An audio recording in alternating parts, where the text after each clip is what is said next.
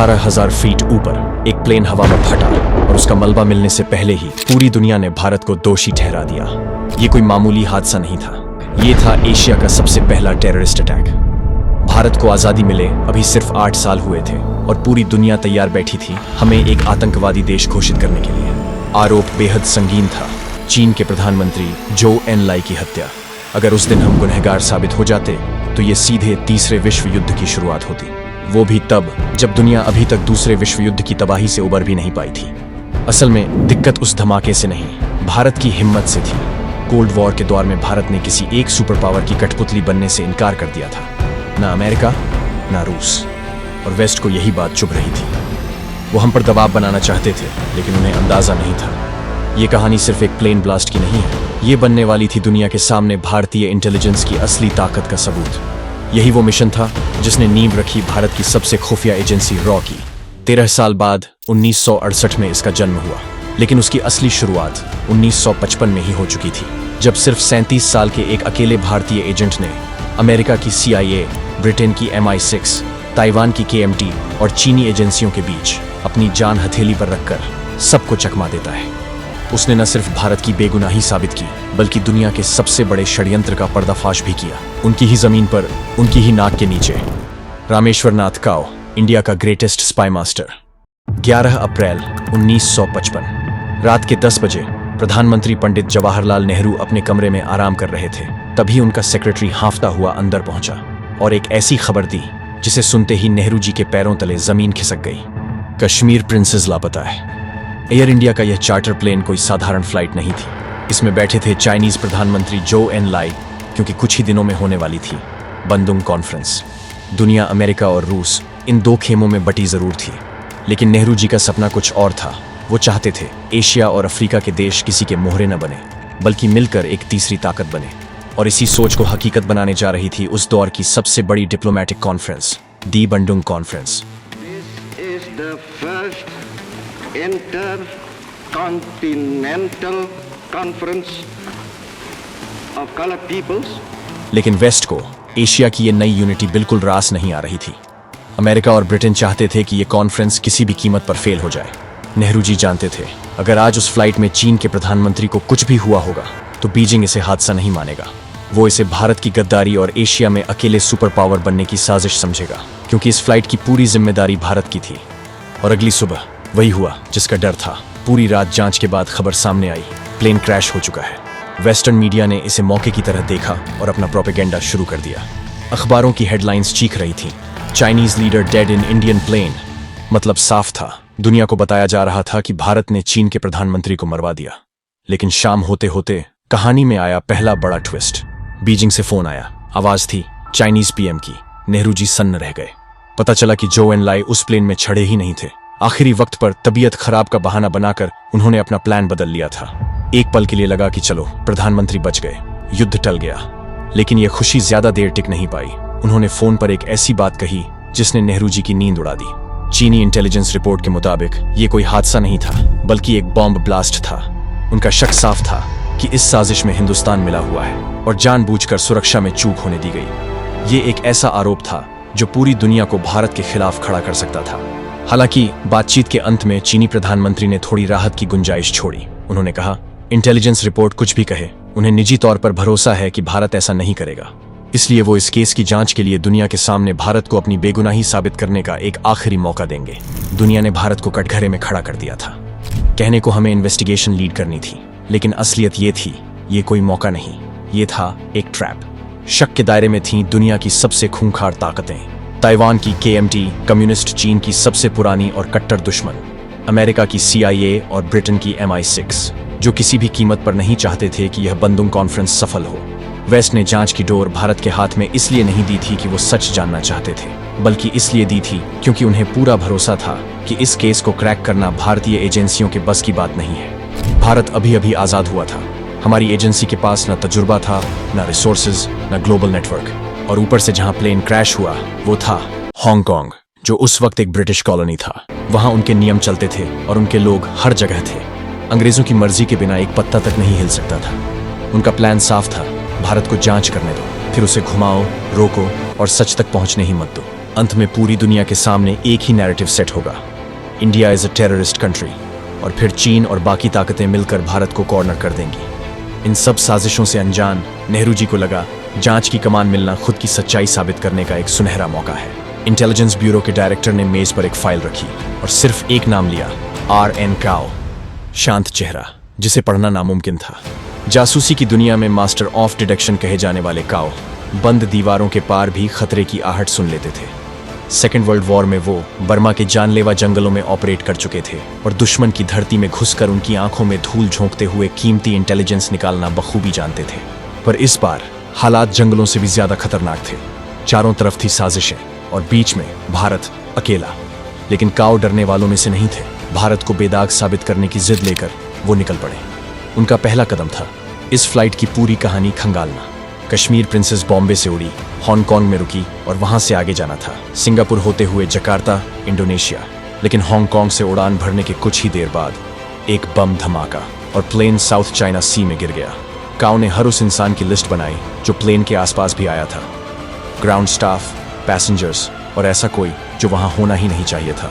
बॉम्बे से जांच शुरू हुई और कुछ ही घंटों में काओ को साफ दिख गया ये साजिश इंडिया में शुरू होना लगभग नामुमकिन थी। यहाँ सिक्योरिटी टाइट थी, प्रोटोकॉल क्लियर थे, एक्सेस लिमिटेड था। अगर प्लेन में बम गया है तो वो हांगकांग के उस 1 घंटे के लेओवर में ही गया है। और तभी क्रैश से बच निकले पायलट की गवाही ने पूरे केस को हिला दिया। पायलट ने बताया, हांगकांग से उड़ान भरने के कुछ ही मिनट बाद सिंगापुर ATC से एक अजीब कॉल आया। उन्होंने लोकेशन नहीं पूछी बल्कि पूछा, क्या जो एन लाई ने खाना खाया? जब पायलट ने जवाब दिया कि वो तो प्लेन में चढ़े ही नहीं, तो दूसरी तरफ सन्नाटा छा गया। फिर दोबारा कॉल कर यही चीज एक बार फिर कंफर्म की गई और उसके ठीक 5 मिनट बाद हुआ ब्लास्ट। काओ को समझते देर नहीं लगी। उन रिपीटेड कॉल्स का मकसद ये तसल्ली करना था कि बॉम्ब फटा या नहीं। लेकिन सबसे बड़ा सवाल था, जब उन्हें पता चल गया कि जो एन लाई प्लेन में नहीं है, तो फिर उन्होंने मिशन रोका क्यों नहीं? प्लेन को क्यों उड़ाया गया? इसका एक ही मतलब था, ये साजिश सिर्फ चाइनीज PM की हत्या तक सीमित नहीं थी, बल्कि ये उससे कहीं ज्यादा बड़ी और कहीं ज्यादा खौफनाक चाल थी। एक ऐसी चाल जिसका मकसद भारत को दुनिया की नजरों में गिराना भी था। सच की तलाश में काओ निकल पड़े हांगकांग। लेकिन वहां कदम रखते ही उन्हें एहसास हो गया कि वो दुश्मन के इलाके में एंटर कर चुके हैं। सड़क की भीड़ से लेकर होटल की लॉबी तक कोई ना कोई उनका पीछा कर रहा था।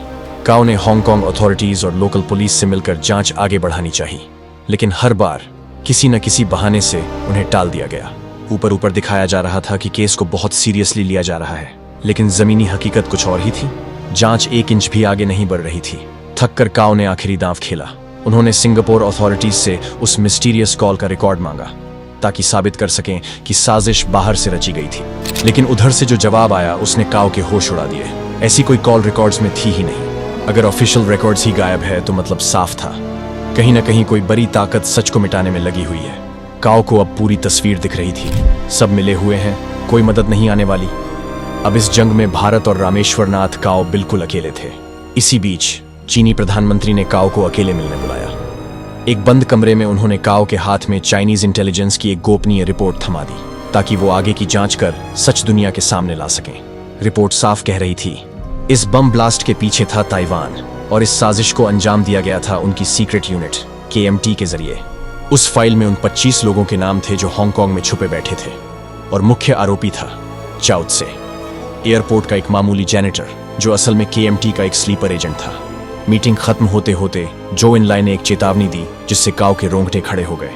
काओ, तुम्हारी जान को खतरा है, इसलिए मैं अपना सबसे भरोसेमंद गार्ड तुम्हारी सुरक्षा के लिए भेज रहा हूं। रिपोर्ट हाथ में लेकर काओ लौटे हांगकांग, लेकिन इस बार उनका स्वागत कुछ अलग ही था। जो हांगकांग ऑफिशियल्स कल तक उनसे मिलने से बच रहे थे, आज वही ब्रिटिश अथॉरिटीज के साथ मौजूद थे। उन्होंने काओ के पास आकर बिल्कुल उल्टी कहानी सुनाई। हमें जानकारी मिली है कि चाइना आपको मरवाना चाहता है और हम अपनी धरती पर ऐसा कुछ नहीं होने देंगे, इसलिए आपकी सुरक्षा के लिए हम अपना गार्ड दे रहे हैं। काओ मन ही मन मुस्कुरा उठे। ये सुरक्षा नहीं बल्कि उन पर 24 घंटे निगरानी रखने के पैंतरे थे। काओ समझ चुके थे कि वो अब शिकारियों के बीच फंस चुके हैं और उनकी जान दांव पर है। सच तो फिर भी पता लगाना ही था और उन्होंने वो सीक्रेट रिपोर्ट ब्रिटिश अधिकारियों के साथ शेयर की। मकसद साफ था, पुलिस रेड करे और वो 25 लोग गिरफ्तार हों। बाकी लोग तो पकड़े गए, लेकिन मुख्य आरोपी चाओ त्से फरार हो चुका था। ये खबर सुनते ही चीनी PM का गुस्सा फूट पड़ा। उन्होंने सीधा आरोप लगाया, सारी डिटेल्स गुप्त रूप से देने के बाद भी मुख्य आरोपी कैसे भाग गया। इसका मतलब साफ है, खबर काओ ने लीक की है। काओ खुद हैरान थे, क्योंकि वो फाइल उनके ब्रीफकेस से एक पल के लिए भी बाहर नहीं गई थी। उन्होंने तुरंत अपनी खुफिया जांच दोहराई, और जो सच सामने आया वो होश उड़ाने वाला था। चाउ त्से तो काओ की चीनी पीएम से मीटिंग होने से पहले ही हांगकांग छोड़ चुका था। उन्हें अब दुश्मन का पूरा प्लान समझ आ रहा था। भारत को एक फुटबॉल की तरह सब अपने अपने हिसाब से घुमा रहे थे। सबका मकसद एक ही था, केस को उलझाए रखना। उन्होंने तय कर लिया कि अब खेल के नियम बदलने होंगे। वो तुरंत दिल्ली लौटे और आईबी डायरेक्टर से साफ कहा, सब मिले हुए हैं, सीधे तरीके से काम नहीं बनेगा। अगर केस क्रैक करना है तो हांगकांग में अपनी सीक्रेट टीम बनानी होगी जिसका कोई रिकॉर्ड ना हो, क्योंकि यहाँ लीक का मतलब सीधी मौत। बात प्रधानमंत्री तक पहुंची। नेहरू जी ने काओ की आंखों में वो यकीन देखा और मंजूरी दे दी। यहीं से कहानी ने रुख बदला। अब काओ दोबारा निकल पड़े हांगकांग के लिए, लेकिन इस बार अकेले नहीं, अपनी टीम के साथ। ऑफिशियल वजह दी गई, हम वेजिटेरियन हैं, वहां का खाना सूट नहीं कर रहा, इसलिए इंडिया से अपना स्टाफ और कुक ला रहे हैं। ब्रिटिश अथॉरिटीज ने इजाजत दे दी, लेकिन असल में वो थे काओ के चुने हुए टॉप एजेंट। इतिहास में यह पहली बार था जब भारत ने अपनी जमीन से बाहर बिना किसी ट्रीटी, बिना किसी कवर के एक शैडो इंटेलिजेंस नेटवर्क खड़ा किया। यही तरीका आगे चलकर रॉ की पहचान बना। उस टीम में एक एजेंट ऐसा था जिसकी कदकाठी और चेहरा काओ से काफी मिलता जुलता था। उन्होंने तुरंत मौका भांप लिया। अब तक जो एजेंसियां उन्हें नचा रही थीं, अब काओ ने उन्हें गुमराह करना शुरू किया। दिन में, कभी पार्क में, कभी एयरपोर्ट के पास। काओ जानबूझकर अनजान लोगों से बातें करते ताकि चाइनीज एजेंट्स, MI6, CIA और KMT सबका ध्यान इस पर डाइवर्ट करा जा सके। लेकिन जैसे ही सूरज ढलता, खेल बदल जाता। होटल के कमरे में वो अपना बॉडी डबल छोड़ वेश बदल कर निकल पड़ते हांगकांग की अंधेरी गलियों में। सबकी नजरों के सामने रहते हुए भी काओ उन्हें चकमा देकर सबूत जुटाने में लग गए। उधर हांगकांग पुलिस ने 25 सस्पेक्ट्स को सबूत नहीं कहकर छोड़ दिया, लेकिन काओ जानते थे इन सब का कोई ना कोई कनेक्शन जरूर है। उनकी सीक्रेट टीम की सर्विलांस में एक पैटर्न सामने आया। इन सब का कॉमन लिंक था टेम्पल स्ट्रीट मार्केट। किसी की वहां दुकान थी, किसी का ठिकाना। काओ ने अपनी पूरी टीम 24 घंटे वहां निगरानी पर लगा दी, और यही मिला केस का सबसे बड़ा ब्रेक थ्रू। पूरा KMT नेटवर्क उसी मार्केट से ऑपरेट हो रहा था, लेकिन कड़ियां जोड़ना काफी नहीं था। इंडिया को बेगुनाह साबित करने के लिए ठोस सबूत चाहिए थे, और वो भी भारत के हाथों जल्द लगा। एक रात टेम्पल स्ट्रीट की उसी भीड़ भाड़ में काओ की टीम को वो चेहरा दिखा जिसकी तलाश उनको कब से थी, चाउ त्से का दोस्त। टीम ने बिना वक्त गवाए उसे दबोच लिया। एक सेफ हाउस में जब उससे पूछताछ हुई तो पूरी कहानी किताब के पन्नों की तरह एक एक करके सामने आने लगी। चाउ त्से कोई बड़ा आतंकी नहीं था, वो तो एक मामूली जैनिटर था, पैसों की सख्त जरूरत में फंसा हुआ। इसी कमजोरी को पकड़ा KMT हैंडलर वाह चोंग ने। पहले दोस्ती की, फिर पैसे दिए, और आखिर में मजबूर किया प्लेन में बम रखने को। हांगकांग लेओवर के दौरान सफाई के बहाने चाउ त्से प्लेन के अंदर गया और बॉम्ब प्लांट कर दिया। अब सच सामने था। दुनिया की सबसे बड़ी एजेंसियों की 24 घंटे की निगरानी के बीच काओ ने सबकी आंखों में धूल झोंकते हुए केस क्रैक कर दिया था। जांच यही नहीं रुकी, अभी एक आखिरी सबूत मिलना बाकी था। प्लेन के मलबे से मिला बम का डिटोनेटर, जिस पर साफ लिखा था मेड इन अमेरिका। इशारा साफ था, KMT अकेली नहीं थी, उसे कहीं ना कहीं CIA का सपोर्ट मिल रहा था। काओ ने साथ ही अपना फर्ज निभाया और मदद का हाथ बढ़ाते हुए उन्होंने ब्रिटिश इंटेलिजेंस को KMT के खुफिया ठिकानों की जानकारी दी। KMT बेनकाब हुई, इंडिया बेगुनाह साबित हुआ, लेकिन MI6 और ब्रिटिश ऑफिसर्स सन्न थे। उन्हें समझ नहीं आ रहा था कि जिस नेटवर्क को वो अपने ही शहर में सालों से नहीं ढूंढ पाए, उसे भारत के एक अकेले अफसर ने कुछ ही दिनों में कैसे ढूंढ निकाला। केस सुलझ चुका था, दुनिया के लिए फाइल बंद हो गई थी, लेकिन काओ के मन में एक सवाल अभी भी खटक रहा था। वो सीधे पहुंचे चीनी प्रधानमंत्री जो एनलाई के पास, और एक प्राइवेट मीटिंग में काओ ने उनकी आंखों में आंखें डालकर वो सच बोल दिया जो कोई और कहने की हिम्मत नहीं कर सकता था। उन्होंने साबित किया कि जो एनलाई को इस हमले की भनक पहले से थी।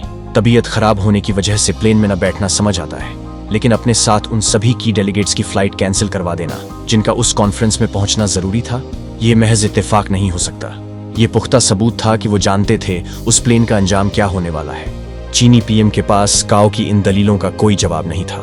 कमरे में छाई खामोशी ने सब कुछ बयां कर दिया। उनके नापाक इरादे भारत के सामने आ चुके थे। सच कड़वा था। उन्होंने न सिर्फ भारत को दुनिया के सामने बेइज्जत होने के लिए छोड़ दिया था, बल्कि अपने सियासी खेल के लिए मासूम भारतीयों को उस बॉम्ब ब्लास्ट में मरने दिया। इसी केस के बाद रामेश्वर नाथ काओ का नाम दुनिया भर की एजेंसियों में गूंज उठा।